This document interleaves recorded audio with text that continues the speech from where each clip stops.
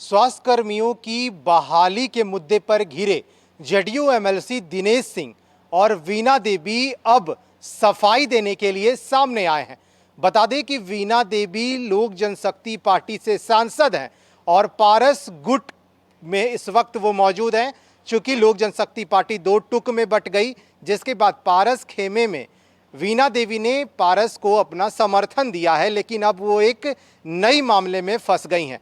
बता दें कि जिस तरह से स्वास्थ्य कर्मी की बहाली पर लगातार अब यह मामला तूल पकड़ने लगा है, ऐसे में वीणा देवी और जेडीयू एमएलसी दिनेश सिंह अब सफाई देने के लिए सामने आए हैं। जेडीयू एमएलसी दिनेश सिंह का साफ तौर पे कहना है कि जो भी सिविल सर्जन मेरे ऊपर आरोप लगा रहे हैं वो मनगढ़ंत है, ऐसा कुछ हुआ ही नहीं है। हालांकि अब देखने वाली बात होगी कि अगर इसके ऊपर जांच होती है तो फिर आगे और सामने निकल कर क्या कुछ आता है। जेडीयू एमएलसी दिनेश सिंह ने साफ तौर पे कहा और इल्ज़ाम लगाया कि जो भी सिविल सर्जन मेरे ऊपर आरोप लगा रहे हैं वो सरासर मनगढ़ंत कहानियां हैं। साथ ही साथ वीणा देवी भी उन्हीं के समर्थन में ये तमाम बातें कह रही हैं। मामला आपको विस्तार से बताते हैं। जेडीयू एमएलसी दिनेश सिंह ने कहा कि सिविल सर्जन के ऊपर जो आरोप लगा रहे हैं वो मनगढ़ंत है। दिनेश सिंह के मुताबिक सिविल सर्जन ने उनके कहने पर किसी एक व्यक्ति की बहाली नहीं की। जिला परिषद की बैठक में वह इस मामले को गंभीरता से उठाते जरूर रहे हैं, लेकिन सिविल सर्जन की भूमिका संदिग्ध रही है। दिनेश सिंह के ऊपर आरोप लगे हैं कि उन्होंने पैसे देकर लोगों की बहाली की है। दिनेश सिंह ने दावा किया है कि अगर उनके कहने पर किसी की बहाली सिविल सर्जन ने की तो उन्हें नाम सार्वजनिक करना चाहिए। उधर दिनेश सिंह की पत्नी और लोक जनशक्ति पार्टी की सांसद वीणा देवी ने कहा कि सिविल सर्जन की तरफ से जो आरोप लगाए गए हैं वो बेबुनियाद हैं। सांसद वीणा देवी ने आरोप लगाया है कि सिविल सर्जन ने इससे बहाली प्रक्रिया में पैसे की उगाही की है। उल्टे उनके ऊपर ही आरोप लगाया जा रहा है। जनप्रतिनिधि होने के नाते उन्होंने इस सवाल को उठाया था और प्रभारी मंत्री जब दौरे पर आए थे तो भी यह कहा था कि उन्हें स्वास्थ्य कर्मियों की बहाली सही तरीके से हो। मामला मुजफ्फरपुर में 780 स्वास्थ्य कर्मियों की संविदा पर बहाली का है। मुजफ्फरपुर के सिविल सर्जन के स्तर पर कोविड से निपटने और वैक्सीनेशन को सही तरीके से लागू करने के नाम पर इन कर्मचारियों की अस्थायी बहाली की गई। नियुक्ति के 20 दिन बाद मुजफ्फरपुर के डीएम ने मामले की जांच कराई। जांच में पाया गया कि नियुक्ति में बड़े पैमाने पर गड़बड़ी की गई है। जांच रिपोर्ट आने के बाद 2 दिन पहले डीएम ने सारी नियुक्ति को रद्द करने का आदेश दिया। सिविल सर्जन के खिलाफ कार्रवाई की अनुशंसा भी कर दी, लेकिन नियुक्ति रद्द होने के बाद बहाल किए गए कर्मचारियों ने भारी हंगामा खड़ा कर दिया। शुक्रवार को उन्होंने जमकर हंगामा किया। इसके बाद सिविल सर्जन ने उन्हें फिर से बहाल करने का आदेश जारी कर दिया। मुजफ्फरपुर में हुए इस भर्ती घोटाले को लेकर पूरे स्वास्थ्य महकमे में हड़कंप मचा है। मुजफ्फरपुर के सिविल सर्जन एसके चौधरी ने मीडिया के सामने इस पूरे मामले का राज खोला था। सिविल सर्जन की जुबानी ही इस बहाली में हुए खेल की कहानी सुनिए। उसमें मैं उस दिन नहीं गया था क्योंकि कुछ सरकारी काम में व्यस्त था और मैं नहीं जा सका। लेकिन उसी बैठक में जिला पार्षद महोदय के द्वारा जो है बोला गया कि बहुत गड़बड़ी हुई है, इसको लेकर के जांच कमेटी बना दिया गया और जांच कमेटी में DDC, SDO, Muzaffarpur east, additional collector, CO इत्यादि थे। पार्षद के भी कैंडिडेट थे सर इसमें? पार्षद के भी 5 कैंडिडेट थे जी।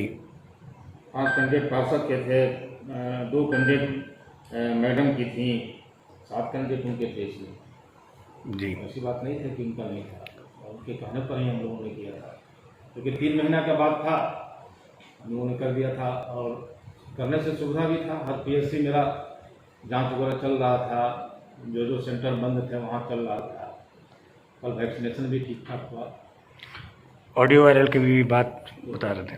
ऑडियो वायरल तो आपको बताएंगे, हमने ऑडियो वायरल हुआ, उसको लेकर के बहुत शिक्षा लेकर हुआ, लेकिन वो सब प्लान्ड था। अगर शरीफुल जी के कैंडिडेट का 5 कैंडिडेट का हम कर दिए जाते तो ऑडियो वायरल नहीं होता जी। ऑडियो वायरल नहीं होता। सर आज कौन सा कदम उठाया सर? आज कौन सा निर्णय लिया है आपने आज? देखिए, अभी तो मुझे खबर मिला कि जो एमसीएच में बीसीएससी है उसमें जो पैरामेडिकल स्टाफ जो हम लोग एएनएम जीएनएम रखे हुए थे वो सब लोग जैसे नियोजन रद्द करने के बाद फिर सभी लोगों ने चला गया।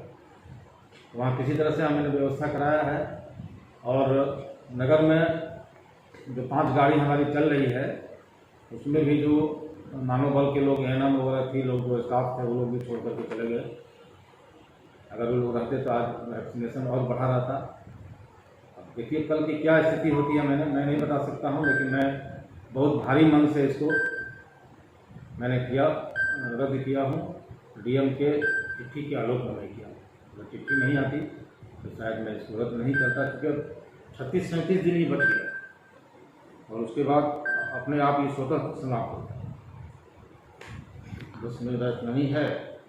और सर परेशानी भी बढ़ेगी सर स्वास्थ्य विभाग में? परेशानी तो बढ़ेगी ही, क्योंकि ये लोग 15-20 दिन से काम कर रहे थे और सीखने में 5 दिन तो 1 हफ्ता तो ट्रेनिंग देने में लगा था।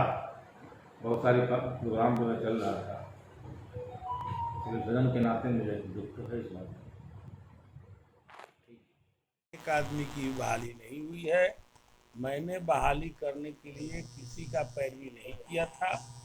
आम दिनों कोरोना काल में मैंने जब भी इनको टेलीफोन किया इन्होंने कभी मेरा फ़ोन नहीं उठाया, जिस वजह से जिला परिषद के इनके लापरवाही से, इनको ध्यान नहीं देने से एक जिला अभियंता की मृत्यु भी हो गई। और इससे जो है सो जिला परिषद के सदस्य लोग भी काफ़ी नाराज़ थे।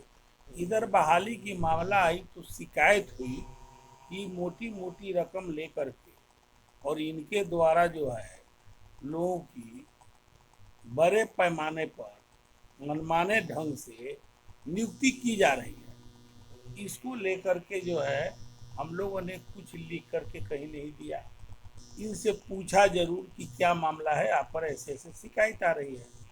और जहाँ तक उनके द्वारा ये बताया जा रहा है कि मैंने 5 आदमी का पैरवी किया, वो 5 कौन लोग हैं जिनकी इन्होंने नियुक्ति की थी, उसका नाम बतावें। उनसे जाके आप लोग पूछिए कि आपका पैरवी किए थे कि नहीं किए थे।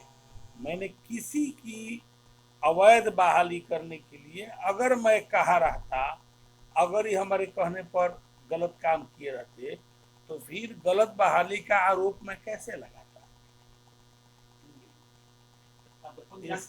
हम तो खुद जांच के मांग किए हैं, तो हम अगर गलत काम कराते तो जांच की मांग कैसे करते। ये सरासर उनका आरोप गलत है और वो बहुत बड़ा घोटाला किए हैं और इसमें बहुत बड़ा रुपयों का लेन देन हुआ है और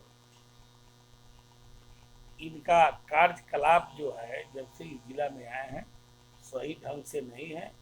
जनप्रतिनिधियों का फोन नहीं उठाना, उनकी बात नहीं सुनना इनकी आमद।